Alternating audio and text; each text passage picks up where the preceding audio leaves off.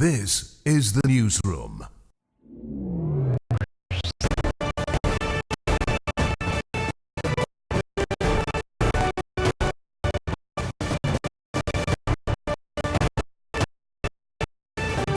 This is Newsroom for Monday, August 19, 2009. We're broadcasting to you on E1, Star TV and Turn TV in Bartica.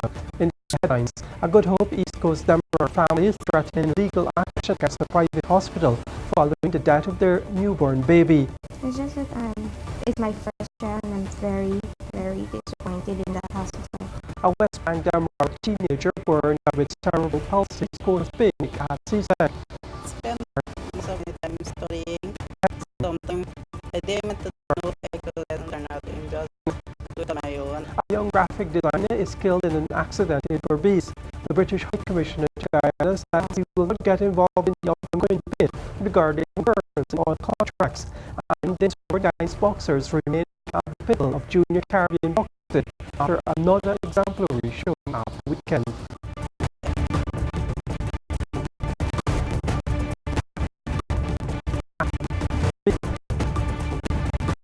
With the news, I'm Neil Marks. We're glad you could join us. A Good Hope East Coast Demerara family is threatening legal action against a private hospital after their baby girl died at the hospital's nursery some 32 hours after she was born. Bibi Kuhn has the details. 22-year-old David Balram lost her first baby on August 6, 2019. The child lived for just 32 hours. Speaking with the newsroom at her Lot 117 Good Hope East Coast Demerara home, Balram said she wants justice for her child, whom she had named Arya. We all want justice for this child, so we're hoping that they come over. It's my first child and I'm very, very disappointed in that hospital. I had confidence in them, so just be justice. Balram said she joined the clinic in December 2018 and never had any issues. However, on August 4th, the date for her delivery, she explained she was struggling to deliver her baby, but the nurses kept telling her to push for half of an hour. Knowing the baby was out there for about half hour, but they keep giving me confidence that okay, about there, pushing 2-3 times, and the baby came out, the was not breathing. So they did alert whoever came in the room, checked the child. She was not breathing. They started to give her oxygen, pump oxygen to her about half hour before she makes sound, and they rushed her into the emergency room. And then I was like unconscious, on off, eating still. The baby, well, a lot of things that they did to the baby. They had like medical stuff in place for her. For example, the oxygen, there was an adult mask using her on the wrong side. More stuff like injections. They said she had seizure, but when asked about how many times and the different, like how many times it happened and for how long, they couldn't give answers. The baby was later resuscitated but passed away just 32 hours after. Balram is accusing the nurses at the private hospital of negligence. When asked about the baby, they say that they're supposed to do MIR on her, but they did not because they didn't have medical stuff in place. A portable oxygen they had need. They said they need to move her because of the seizure and they cannot, but they say they have it, right? But they did not. So later on the 6th, 1 p.m., I happened to wait for into the baby room to see how she's doing, and then is when she passed away. According to the death certificate, the baby died from cardiac arrest due to severe birth asphyxia, intracranial hemorrhage, a type of bleeding that occurs inside the skull, and upper gastrointestinal bleeding. Severe birth asphyxia is caused by decreased oxygen before or during the birth process. Nandrani Kunja, Balram's grandmother, told the newsroom that a report was lodged with the Ministry of Public Health since efforts to get answers from the hospital proved futile. She threatened a lawsuit against the doctor in charge and the hospital. Pay her money to have a safe pay to be alive. You pay your money for all the equipment that they have in the hospital, right? That is what you pay us for, and nothing's in place. The newsroom reached out to the hospital for a comment at the weekend but was told that the doctor in question was unavailable until Monday. When contacted earlier on Monday, we were told that the doctor is unavailable and the medical superintendent is on leave. Bibi Katun reporting for the newsroom. A West Demerara couple who endured many hardships as they cared for their child born with cerebral palsy is now celebrating his success at this year's CSEC examinations. The child, Devendra Bridgmohan, in grade 1s and 2s in all of the subjects he wrote. The West Demerara secondary school student is now seeking assistance to study civil engineering. Isonella Patwa reports. 17-year-old Devendra also called David, was born with cerebral palsy. He lacks mobility in his arms and legs, but that did not stop the teen from attaining success throughout his primary and secondary school years. David's father, Guyana Greg Quinn, a farmer, worked hard to build homes suited to David's needs and to make him comfortable. His mother, in all years of days, caring for him and with the help of his mother as his personal tutor, Davin wrote 10 subjects at this year's Caribbean Secondary Education Certificate CSEC examinations. The parents are overwhelmed with Davin's achievement of 4 grade 1s and 6 grade 2s. He achieved grade 1 English A, Principles of Business, Agricultural Science, and Electronic Document Preparation Management. Davin spoke with the newsroom at his Endeavour Canal number 1 home at West Bank Demerara. Spend most of my time studying. Sometimes I didn't want to know extra lessons or nothing, just do it on my own and from my teachers and everybody worked with me. More was my personal tutor. She helped me to with my homework assignments and SKS. David said during the 5 years at the West Bank Demerara Secondary School, he was treated like any other child and was also one of the top students in his class. In 2014, David National Progressive Assessment gained place at St. Joseph High School. He decided to go to the West Demerara Secondary because it was more convenient for him to do so. The aspiring civil engineer is seeking support to further his studies as his parents cannot afford it. I want for my study, but now my parents not afford it financially. I'm going to study engineering. I'm studying engineering. Yes, civil engineer. I always inspire to see like machines and work with them and things like that. The Bridgmohan family sacrificed over years to make David comfortable and continues to be dedicated to caring for him. David helps his younger siblings with their homework and school projects. My father is my strength. My mother is my mentor. My siblings are my very best companion. His mother in the arrow said she didn't expect David to do so well, but she is very proud and overwhelmed by his success. Let's get to know that he will be graduating at school that I graduated in 1996. David was very relaxed. He did a lot of study, yes, but not to the extent I would have imagined he would do. He just like everything was like he doing nothing more. The mother said it would never easy with that transition, but the family has adapted over the years. Many times I try and ask myself why he had to be like that, but I give myself hope in saying that maybe God has his reason.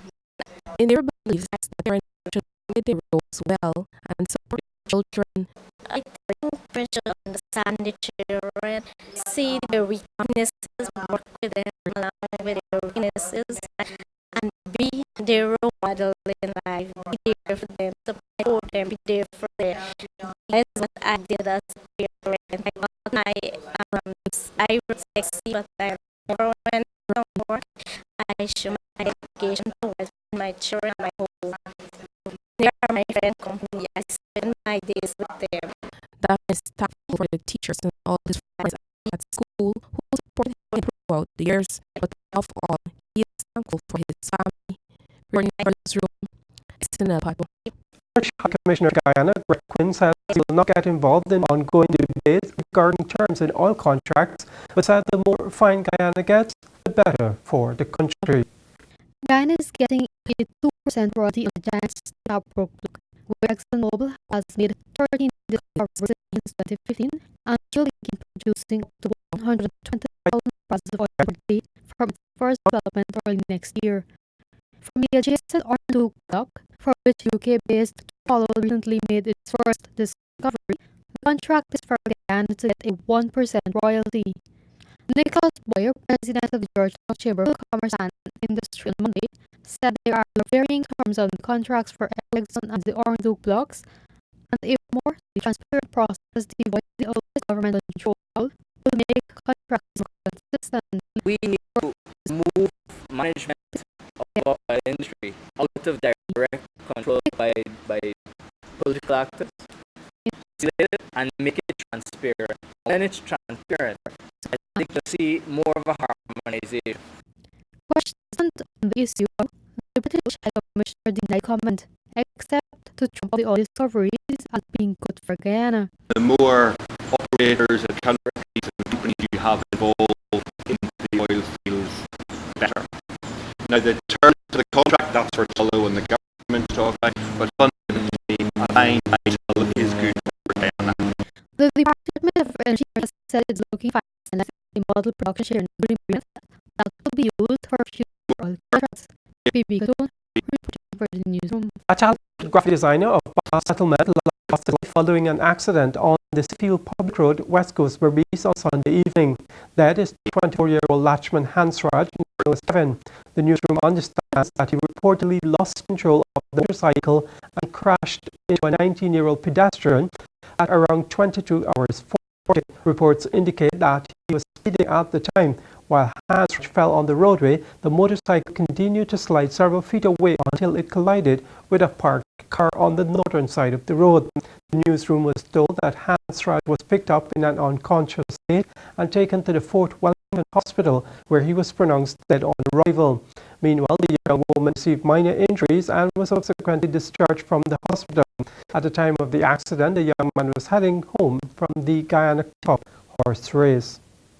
A teenager remains on life support after he was stabbed during a robbery, and the AFC says the review of the comments were occurred will address campaign financing and candidates for the upcoming general elections. Those stories and more when we return.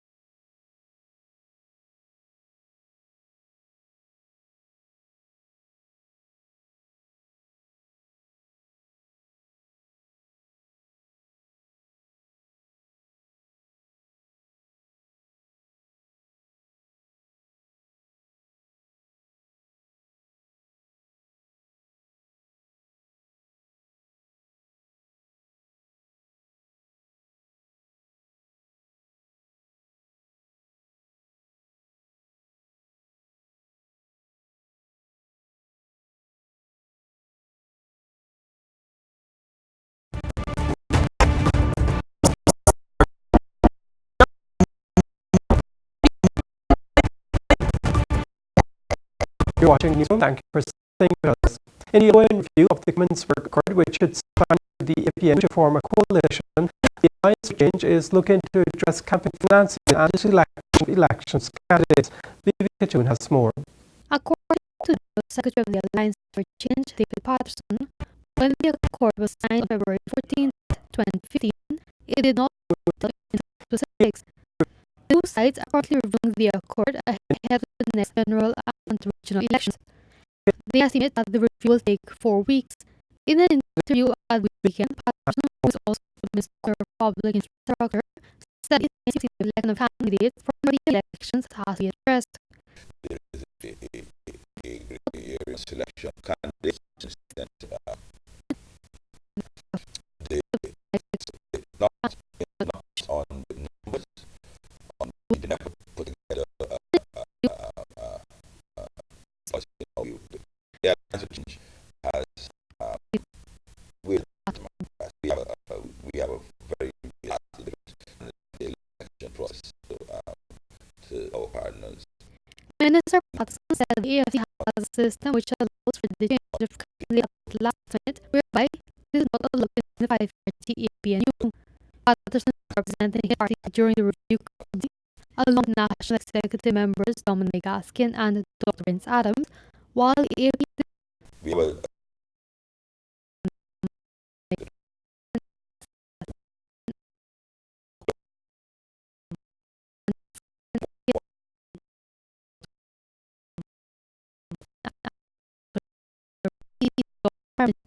the recently selected current vice president and minister of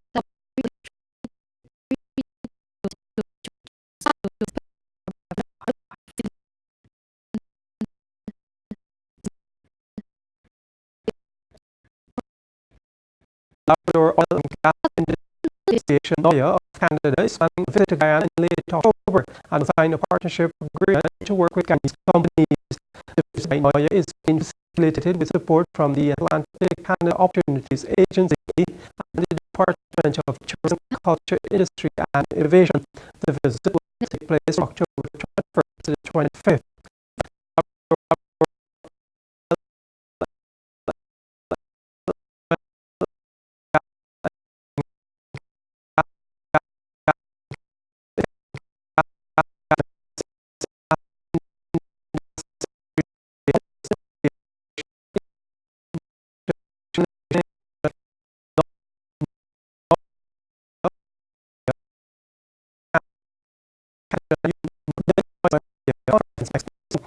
The mission is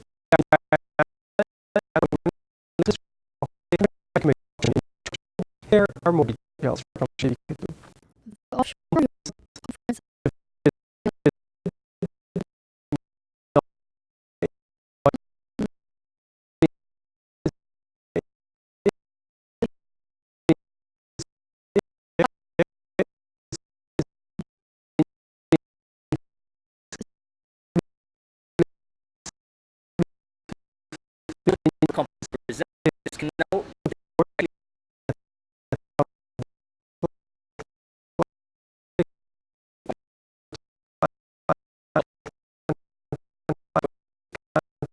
Networking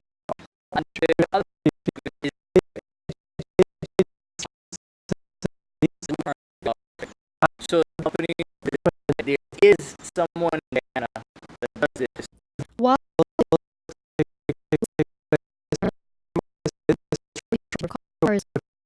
you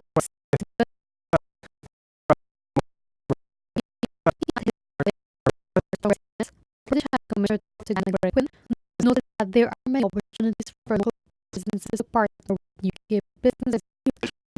Aberdeen, there's a variety of things which will be going on.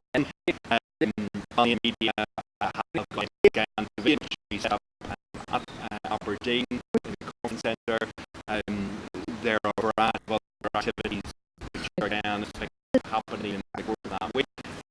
There's a conference, there's the national meeting. So there's a lot of opportunities here for the companies which go from here to link and hook with companies in the UK.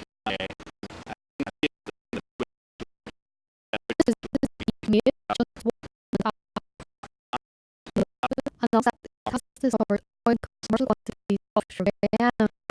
To visit our elected commissioner and our the oil and gas industry. West Bank Demerara team is currently in critical condition at Georgetown Public Hospital after he was stopped to heart and lungs during a robbery last Thursday. 18-year-old Lake Harmony was stopped while attempting to assist his neighbors, two females aged 17 and 19, who were being robbed. His mother just told the press during an interview with the newsroom on Monday that the others are seeking justice while praying the teen recovers.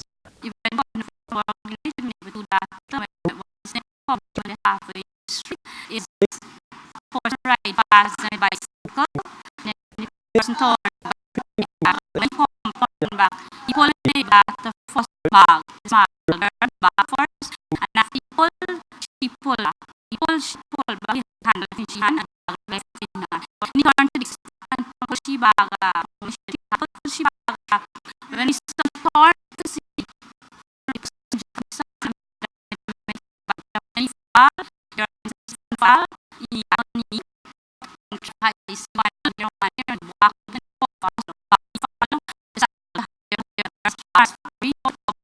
he come back to public now, an operation. And from the operation, he put a life machine. On the life machine now, they said how he heart was punctured, lungs, it's critical. Just must be because and I want to. Meanwhile, the neighbor and mother of the teen girl said she is not satisfied with the investigation into the incident. Police and Ram just need to do better. The district have no lights, that strict security, and that would torture and people are in danger. People need to see these things. The government need to do better. One newsroom returns 11 Guyanese get prestigious British scholarships, and authorities are working to make local air travel cheaper.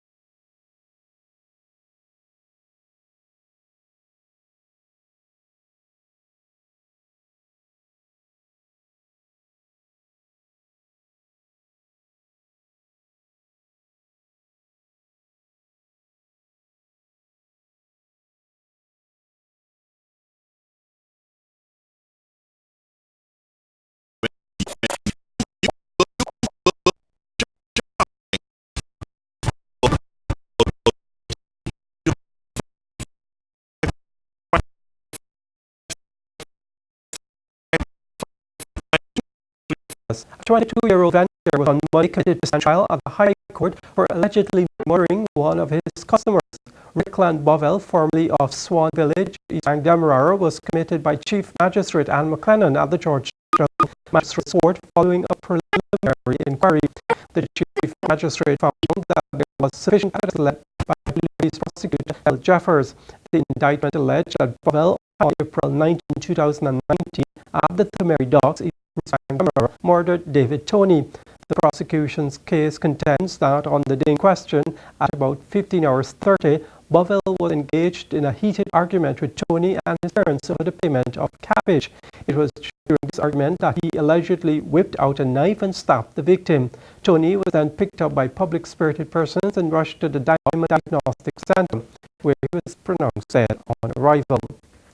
A Grove East Bank Demerara family is now living in fear after they were attacked by a lone masked gunman at around 3 hours on Monday. The newsroom understands that 49-year-old Marika Fredericks was waiting on a taxi inside the yard when the gunman jumped the fence, grabbed her by her hair and dragged her inside the house. According to information received, the bandit used his gun to beat the woman to the head as he demanded money. The woman's 2 daughters began to scream.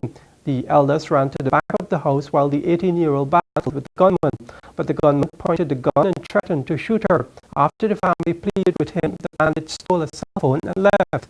As he was leaving, he fired 1 shot at a dog, which then alerted neighbors. The newsroom understands that even though neighbors called the police station in the same area, no one showed up until 6 hours after the incident. 11 Guyanese have been selected for evening scholarships this year. The scholarships are funded by the British government and awardees pursue a master's degree at universities which partner with the British Scholarship Program. Isabel Patrol reports. British High Commissioner to Guyana Greg Quinn hosted a farewell reception to celebrate the 13 scholars chosen for evening scholarship to complete the postgraduate master's program in the United Kingdom. Of the 13 scholars, 11 are from Guyana, 2 are from neighboring country Suriname.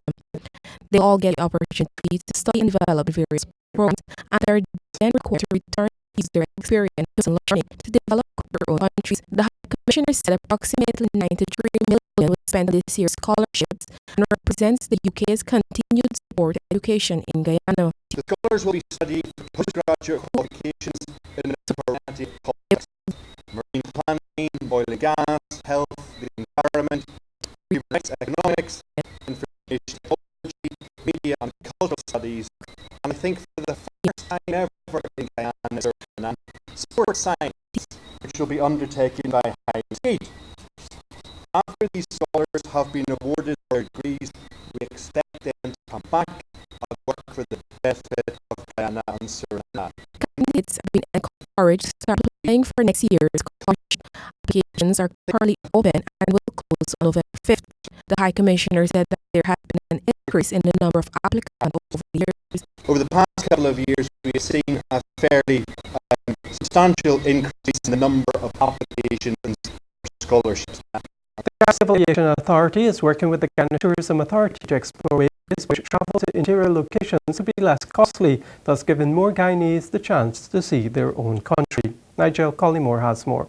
Director of the Guyana Civil Aviation Authority, Lieutenant Colonel retired Edward Field, in an interview with the newsroom, said the goal of the collaboration with the Guyana Tourism Authority is to open up the country to more Guyanese.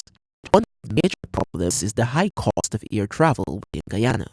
We have set up a team, and they're working together to ensure that not only the flights will be increased, but also looking at the domestic tourism, having Guyanese move around Guyana in a fast and have them move more regularly around Guyana. Apart from the proposed increase in the local interior tourist destinations, the director of the Guyana Tourism Authority, Brian Willis, has indicated to the media in July that the organization is looking to make adjustments that can help Guyanese travel more affordably around Guyana. Last year, you would have seen that we launched a program called Guyana Getaways, and essentially what we've been doing is we've been working with sectors to engage in strategic pricing.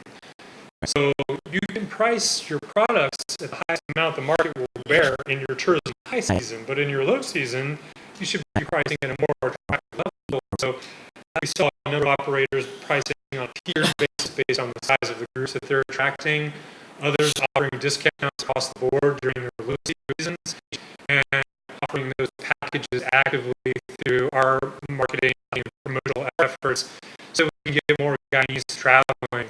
Moss then stated the GTA and the Aviation Authority have also been working to restore scheduled flights to some airstrips such as Anaheim, Surama, and Fairview that are not currently being serviced.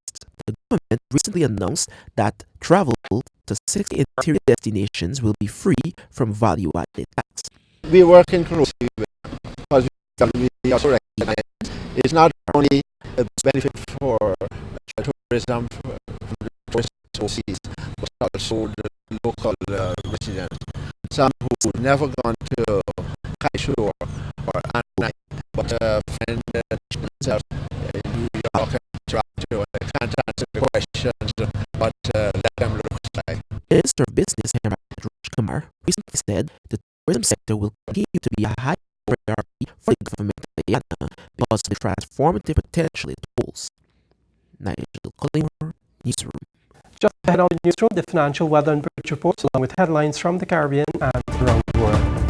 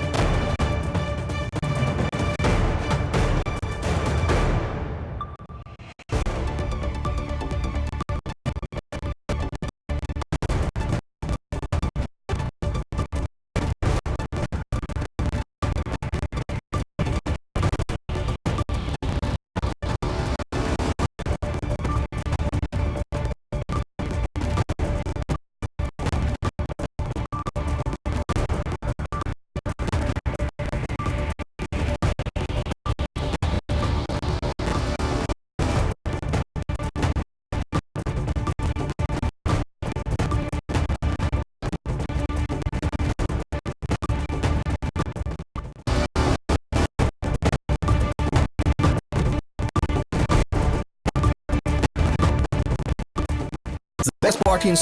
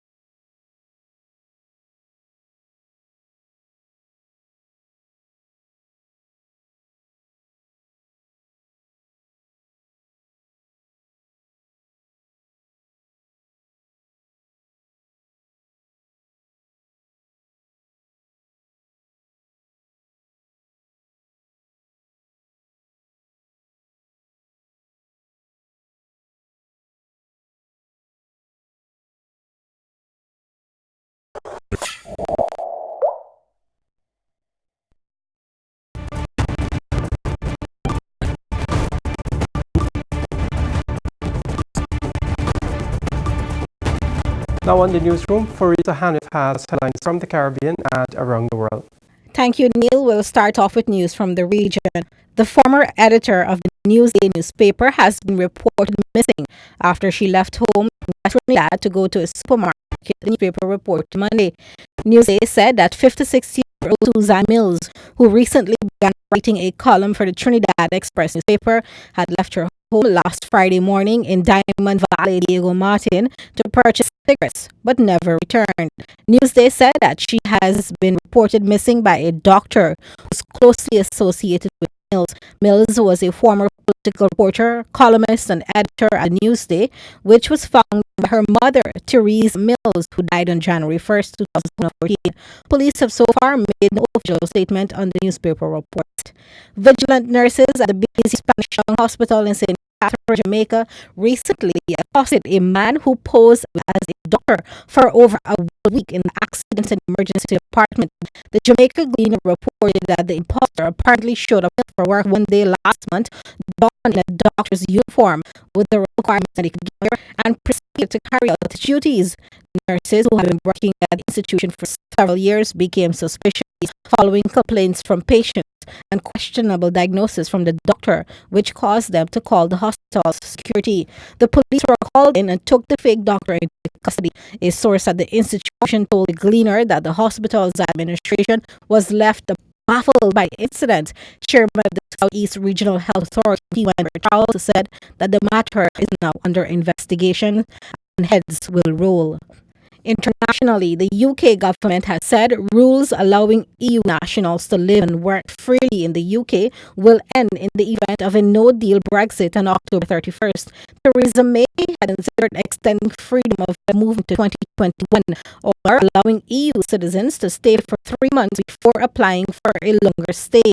Those options have now been dropped in favor of a new approach to be set out later. According to the BBC, Boris Johnson said the UK would not become hostile to immigration. The Prime Minister added that immigration into UK is not democratically controlled. Mr. Johnson has said he wants to reach a new agreement with the EU, but is willing to leave without a deal if one cannot be agreed. In a no-deal scenario, those EU citizens with the right to permanent residence in the UK, which is granted after they have lived in the UK for 5 years, should not see their rights affected.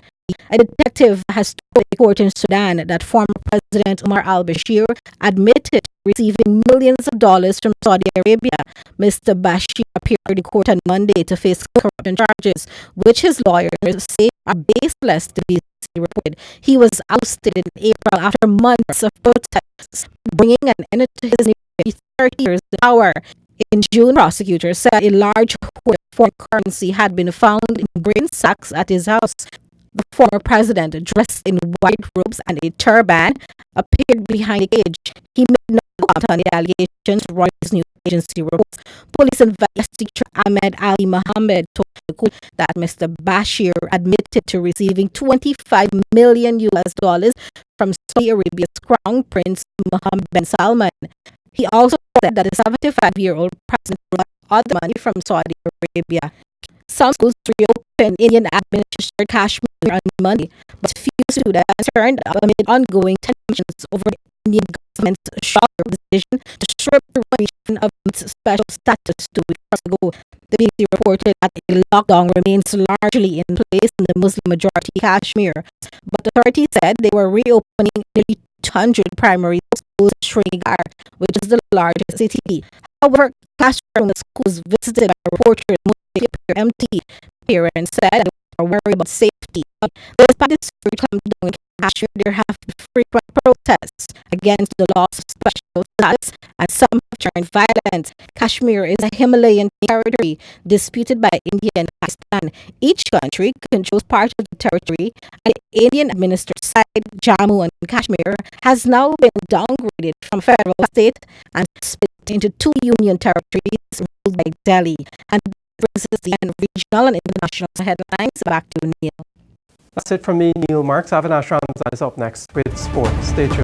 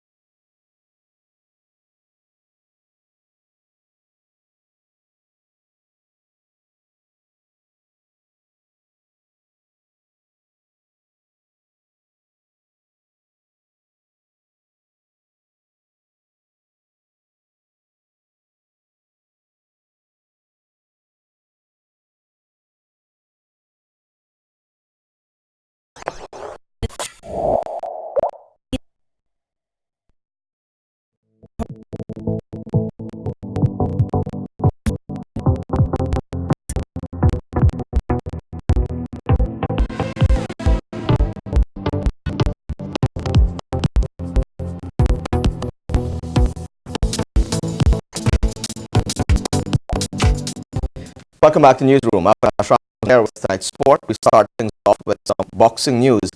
For years, and the script remains the same for the nursery of Caribbean boxing. Guyanese boxers are champions of the Caribbean Schoolboys and Junior Championship, which included on Sunday evening at the Cliff Hansen Sports Hall. Akeem Green witnessed the action and filed this report.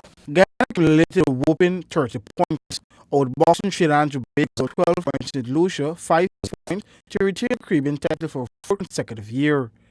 Guyana won 8 gold medals and 3 silver, while Trinidad and Tobago won 2 gold and 1 gold went to St. Lucia at the action-packed event.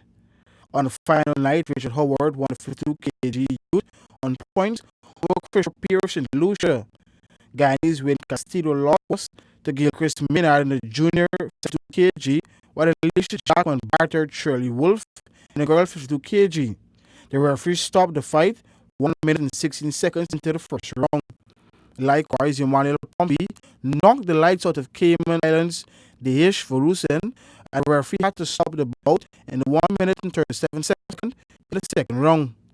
Travis injury lost Trinidad to Nail Hussein in 57 kg, while Patrick Harvey won 1 points against Juan Rodriguez in 60 kg.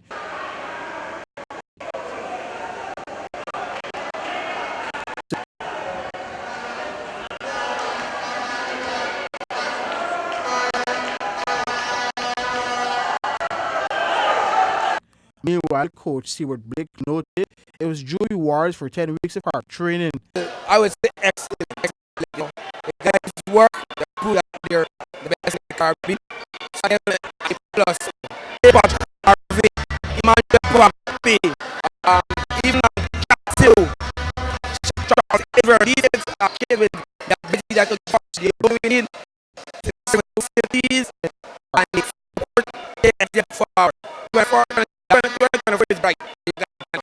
Patrick Harvey went on to win the award for Best Junior Boxer. Alicia Jackman won Best Female Boxer. And Jahil Jukan from Trinidad and Tobago won the Best School Boxer. Boxers from Trinidad and Tobago, Cayman Islands, Dominic Grenada, and Barbados from St. Lucia participated in the championships.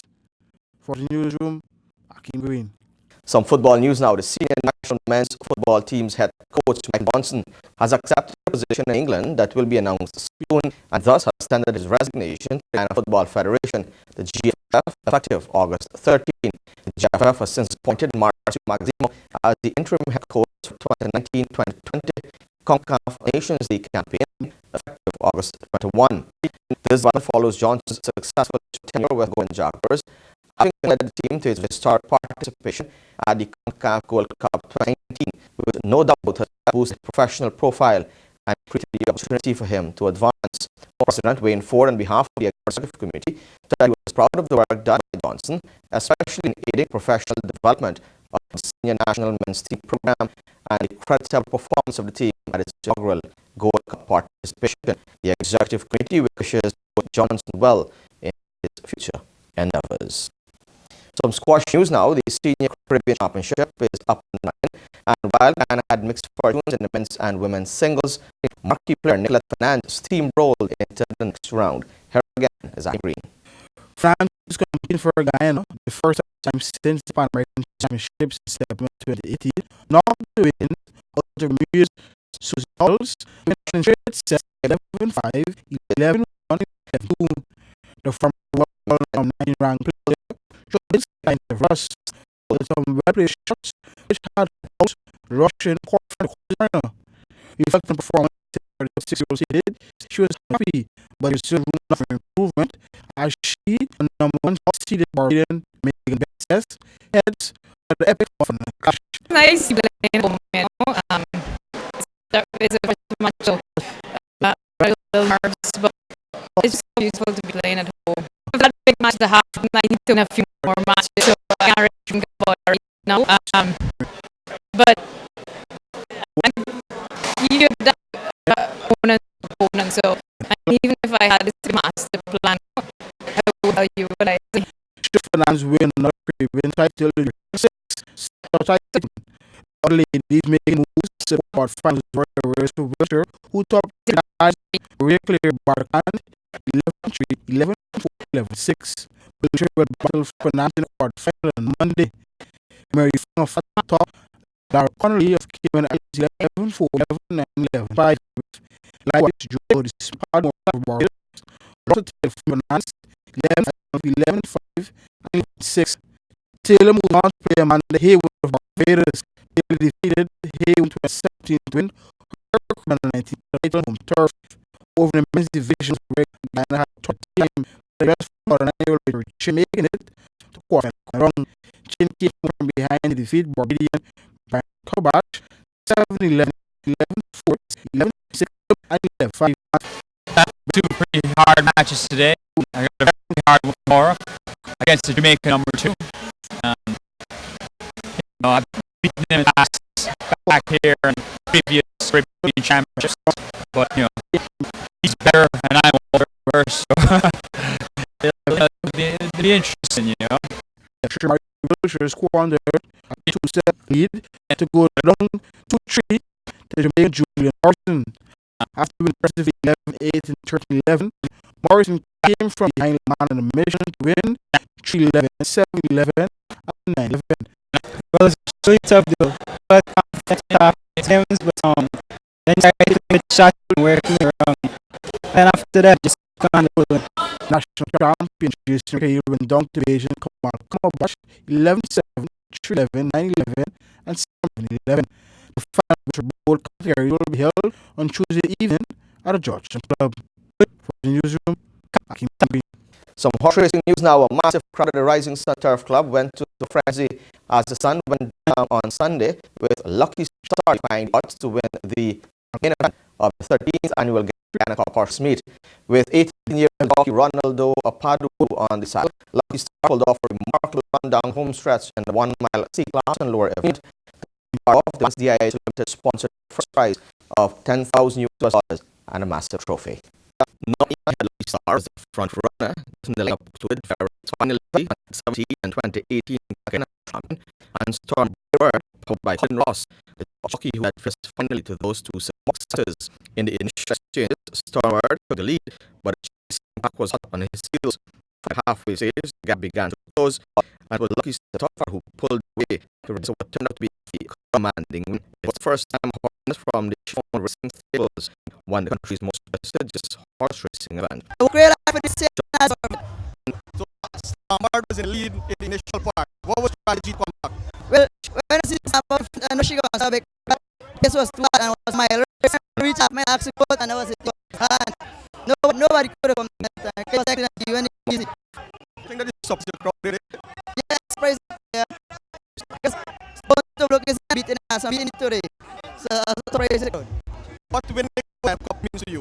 Well, as a race I feeling big. I win in the Guyana Cup. As a first time, second time I win in the Guyana Cup, winning the Guyana Cup, I feel real big. Real. And I'm only 18-year old. I'm doing it right. I hope that for good.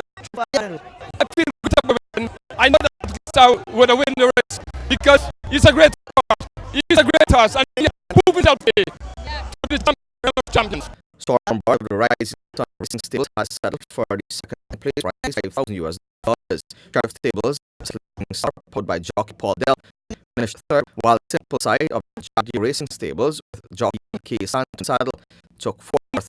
Heavy overnight and early morning shows the track heavy, but even that couldn't deter turfers from braving the mud to catch a glimpse of the annual showpiece. Because of conditions, the event understandably started a bit late, and once it got underway, Catholic Boy was the first registered win, topping the J1 3-year-old and under 1100-meter race. The silencer, owned by R. Baldio, took second, and a prize owned by Ramsawak finished third. The 1400 meters J2 Classic was won by Go Again, with jockey Kevin Paul on saddle, followed by Red Region in second, Mary and third. The owned by D. Man Group was first to the pole in the Forest Along Yard L Class, taking off challenge of second place Picchu and released the heat in third. Awesome Banner finished fourth in 1400 meter contest. The 1100 meter jumbo jet G Sprint was won by Stormbird with TNT and Kevin Carter taking second and third, while fresh hands of the C Racing Stables took openers in the Super Bet L Class Cup, leaving Secret Flyer to settle for second. 1 mile movie town Guyana Derby Stakes saw Valentina of the Jumbo Jet Stables winning the $5,000 US top prize, followed by She Perfecta of the Maiconi Racing Stables, Mahaka Star owned by D. Ramban, and Ebony Prince owned by R. Mitchell. Not this time of the Shocking Racing Stables took away the top prize in the Rising and I-Class Classic 400 meters event, leaving Gold Brilliant to take second, Marianne third, and Casaglames fourth. Reporting for News, I'm Avnash Ramzan. Now for some table tennis news, the mini cadet and pre-cadet national table tennis players started again earlier today for the Dominican Republic to compete at the Caribbean Championships from August 1927. Akim Green spoke to some players and one of the coaches to gather some insights into their readiness. The pre-cadet and junior championships activity that engages girls and boys between the ages of 11 and 13 years. The team set to participate in the championship consists of non-11 boys, Madai Moore, already in the Dominican Republic, and Ibu McNeil. Non-11 girls team comes from Jasmine Biligi, Samar Swai, and Kira Watson, while on the 13 boys, too much expected, Steve like Van Christian, Hadid, Colin Wong, and Danish Respect. Newsrooms will visit the training session for fans so see the readiness for the challenge. Yeah, it's been good. We have the results. We've been training for about 5 weeks now, and we've been preparing very good. We were improving. We're very confident to win trophies here. I'm very excited to go. Just a few more days. I'm working hard so that we could medal. I think it's good to get my experience up. Like last year, girls beat me last year. I was able to reach in the semi-finals in singles. So today I'm going for a medal. It's been nice, and I have prepared my training how to play forehand and practice my blocking, my serves, and train with playing games with my partner and play with doubles. And that's my preparation. Today, confidence and skills. That's my opinion. During the calling, there are two coaches who are with the team. France said based on the training, they should get good of themselves. We've been working on the physical fitness and trying to get the speed up to scratch. We've been doing twice a day, training from 6 to 8 in the morning and 4 to 7 in the afternoon. But so far, they've been doing very good, and I expect good things. Usually people can calm themselves, and we're hoping for the best. For the newsroom, keep going. Athletics news now reports Guyana Monday morning confirmed its alliance with the Athletics Association of Guyana to stage the annual 10K road race on September 15 in Georgetown. Company is sponsoring the event for the 8th year, this time to the tune of $2 million.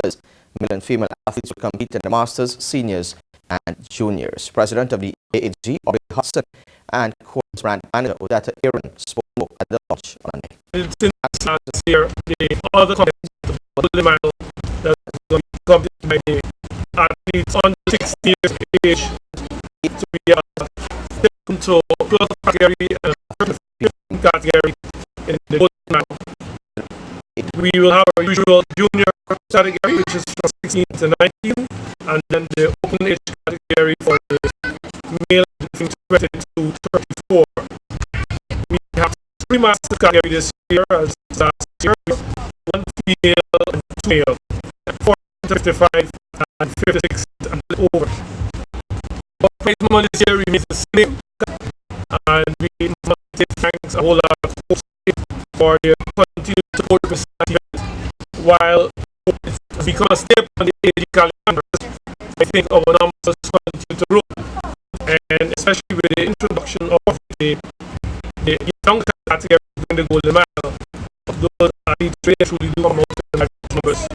We can have a smoother event this year, where at 6 o'clock sharp, we're going to be sending off our masters and open category and junior category in that road race that will happen at 6 sharp. At 10 minutes after 6, the court staff, the usual athletes will go off on their 3 mile walk, run, jump, and then at 4 to 7, when some of the senior athletes will be coming in and the officials are preparing for presenting results. You're going to set up the goal line. You will see that only like 5 minutes because those are straight through the move. This partnership has been going on for years. It's been successful and fruitful, and we appreciate the fact that we can host events, even with our drive to ensure or encourage more students.